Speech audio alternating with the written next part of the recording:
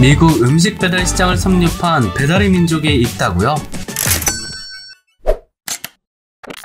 여기 북미, 캐나다를 접수한 미국의 음식 배달 업체가 하나 있습니다. 후발주자임에도 음식 배달업계 점유율 1위를 탈환하며 돌풍을 일으킨 그야말로 미국판 배달의 민족 브랜드인데요. 접시 닦던 중국계 이민자에서 3조 원의 억만장자로 탈바꿈하며 아메리칸 드림을 실현한 오늘의 주인공은 도어대시입니다. 브랜드 극장. 저는 도어대시와 아무 관련이 없는 사람이고 배달업계 전문가도 아닌 여러분들과 똑같은 불인이니까요. 알고 계시는 정보가 있으시면 댓글도 남겨주시고 좋아요도 한 번씩 꼭 부탁드립니다. 배고픈 사람들, 바쁜 사람들, 그리고 게으른 사람들의 니즈를 충족시키며 코로나 시대에 안전한 먹거리를 제공하며 북미 음식 배달 시장에서 두각을 나타낸 라이징 스타 브랜드 도어대시입니다. 브랜드의 상징은 앞으로 나아가는 듯한 영문명 D를 연상시키는 도어대시 로고인데요. 문이라는 뜻의 도어와 황급히 달려감의 뜻을 가진 대시의 합성어로 문으로 질주한다, 즉 빠르게 배달해준다는 의미를 담고 있습니다. 그렇다면 미국 배달 시장을 휩쓴 도어대시는 과연 어떻게 시작되었을까요? Birth Story.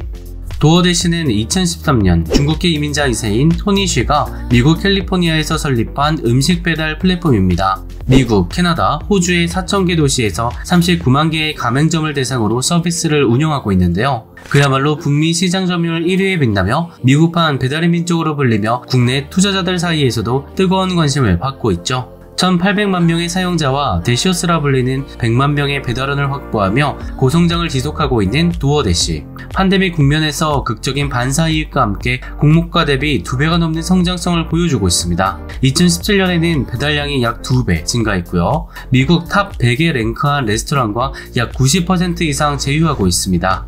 2018년에는 회사의 로고를 바꾸는 등 리브랜딩을 진행하게 되는데 딜리버링 굿을 기업 모토로 삼아 속도와 신뢰, 효율성에 중점을 둔 브랜드 방향성을 확립했죠.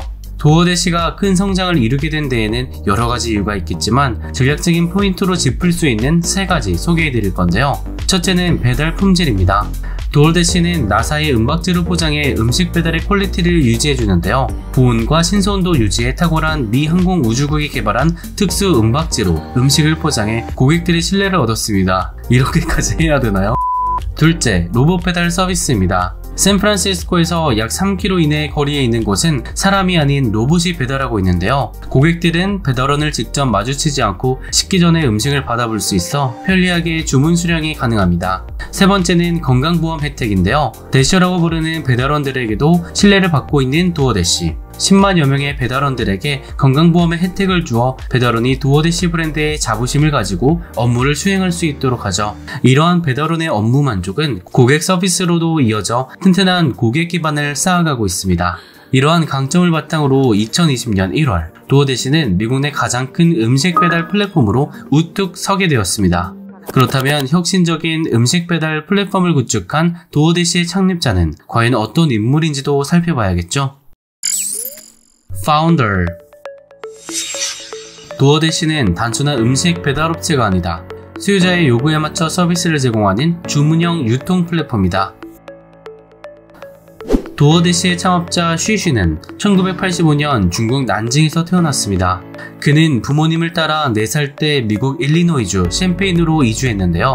중국에서 의사였던 어머니는 생업전선에 나서야 했고 일리노이대로 유학 온 아버지는 항공 엔지니어였지만 대학원 과정에 있었기에 수입이 거의 없었습니다. 맥도널드에 가는 것조차 그들에게는 사치일 정도로 쉬쉬 가족의 이민 생활은 고달팠죠. 어머니는 12년간 중국 레스토랑에서 일하는 것을 포함해 하루에 3가지 일을 병행했고요. 초등학생이던 쉬쉬는 어머니 옆에서 접시 닦는 일을 도우며 사회생활에 일찍 눈을 뜨게 됩니다. 9살에는 친구들과 잔디 깎는 사업을 시작했는데 주변 이웃들의 잔디를 체크무늬로 깎아줘 잔디 깎는 일의 부가가치를 높이기도 했죠. 미국 사회에 융화하기 위해 이름을 토니 쉬로 바꾸게 된 쉬 창업자. 그는 UC 버클리대에서 산업공학을 전공하고 스탠퍼드대 MBA 학생 시절 대학 인근 펠로알토의 한 마카롱 가게에서 창업의 힌트를 얻게 됩니다. 주문은 많지만 배달 인력이 없어 난감해하던 가게 주인의 고민을 들은 것이죠. 스탠퍼드대 일대를 철저하게 조사해 이런 고민을 가진 소상공인이 많다는 것을 깨닫게 되고요. NBA 동료 3명과 창업을 결심해 2012년 가을 도어대시를 시작했습니다. 네, 가난한 접시 닦기에서 아메리칸 드림을 꿈꾸며 미국 내 음식 배달 점유율 1위를 기록한 도어대시의 성공 스토리 잘 보셨나요? 작은 발견이 이렇게 놀라운 결과를 이뤄내다니 참으로 놀라운데요. 주가 얘기도 빼놓을 수 없겠죠. 자, 그럼 여기서 비트 주세요. 스토크. 햄버거 하나도 사치였던 도어대시의 창업자 토니 쉬. 그는 작년 12월 뉴욕 증권거래소에 도어대시를 상장시켰습니다. 기업 공개 첫날 공모가 102달러를 훌쩍 뛰어넘는 189.51달러를 기록했는데요. 86%나 폭등하며 시가총액이 65조 5,600억 원을 넘어선 도어대시입니다. 2021년 1월 27일 최고가 256달러를 찍은 이래 2월 중순 현재 약 200달러 내외로 주가가 살짝 박스권에 머무르고 있는 상황이네요.